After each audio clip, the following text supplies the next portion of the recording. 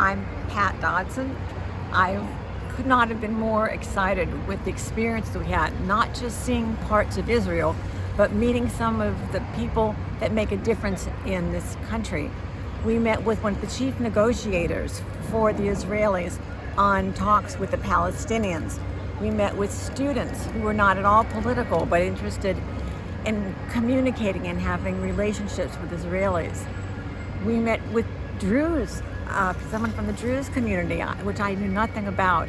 And everyone had the same goal, which was peace for the Israelis and the Palestinians. You also met with one of the chief Palestinian negotiators who's been working with the Israelis as well.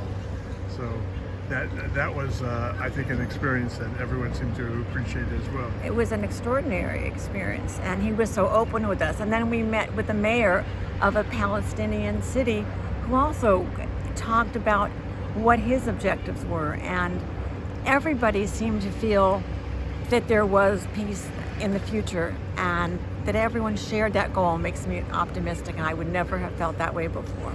Well, that's very nice. Gerry, anything you'd like to add? Well, I'm Gerry Dodson, and I think I agree with everything Pat has said. It's a very rich educational experience, and I just have the highest compliments for Zvi, our guide, who has such exquisite knowledge of Israel to share and a spirit about the country that, frankly, when I look back on it, there's a lot of sites and archaeology sites and churches that I loved in Nazareth, but I'll certainly remember his spirit for the country that he so eloquently conveyed to all of us during the trip. So, any surprises that the two of you encountered that you didn't anticipate in coming here? Yes, meeting with someone from the Israeli Defense, what's the last word? The former, the retired colonel. A retired Army colonel from the Israeli Defense Forces.